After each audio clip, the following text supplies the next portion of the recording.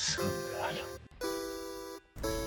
Hello, and how is it going, so gooders? Today we are going to be hopping back into the fray and discussing Pokemon Sword and Shield again.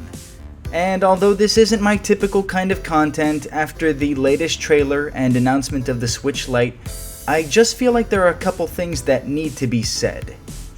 Something recently just hit me, and I think it's something that explains why Pokemon Sword and Shield are so lackluster. Now, yes, Game Freak has been on a downtrend for years now, making games that are practically self-playable, and ignoring their fans at seemingly every twist and turn. But the real reason that Pokemon Sword and Shield has been such a huge disappointment stems from one place, and one place only. And it all has to do with the Switch Lite. Now, follow me for a second. See, Pokemon Sword and Shield was announced years ago, albeit only in concept, and it got people incredibly excited for the potential of a full-fledged main series Pokemon game on Nintendo's most powerful console. Little did we know that this game was never actually intended to be played at a home Switch console. See, I have no doubt in my mind that Pokemon Sword and Shield were only created and moved to the Switch for one reason, and that reason is to sell Switch Lites. See, Nintendo knew they were going to be releasing the Switch Lite years ago, and like they did with the Switch, they wanted to have a big name game they could drop with the Switch Lite upon its release. Enter Pokemon, a game famous for its handheld nature.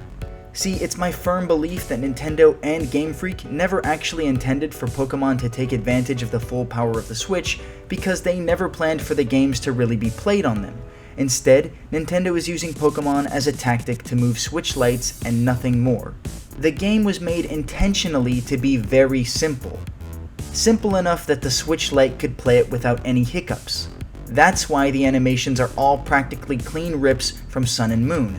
And as fellow YouTuber Distant Kingdom points out in his video on the subject, Game Freak has pretty shamelessly ripped not only Pokemon animations straight out of Sun and Moon, but also NPC animations, which is just... yeah. So what does this all mean? Well, it pretty much proves that Game Freak and Nintendo don't really care about Pokemon fans past their wallets, because they're using what should be the most anticipated and hyped Pokemon game ever to move consoles. However, this also means that Pokemon Sword and Shield could potentially be a lot smoother on Nintendo Switch Lite, which might solve some of the glaring issues like the Magic Steelix and the Ghost NPCs. But you know what it won't fix?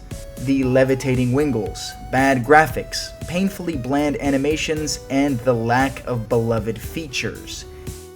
Let's be clear, the game still looks fun, but no core Pokemon game could ever look boring to a true Pokemon fan. That being said, I would urge all of you who are on the fence about buying this game to skip out on it, at least until you can buy it secondhand or on sale. And I know, the limited edition Switch Lite for Pokemon Sword and Shield looks fantastic. But I'm going to skip out on it, and I think you should too, because the only way to teach companies to care about their consumers is to put a hole in their wallet. If they want to treat us like cash cows, then let's stop pretending that they care about us and start treating them like the money-grubbing machines they seem to be. Anyways, thank you so much for the support, guys. I'm just trying to point out the things that I see and hopefully add a voice to this controversy that actually inspires people to take action and make a change for a franchise I love more than any other. If you are interested in more Pokemon-related content, check out my channel as I have many theories and more, or if you're interested in content about things like Marvel or animation, I have plenty of that, so feel free to check it out in the link down below. Anyways, thank you for watching, please don't forget to leave a like, comment, and subscription, and as always, keep on loving good stuff.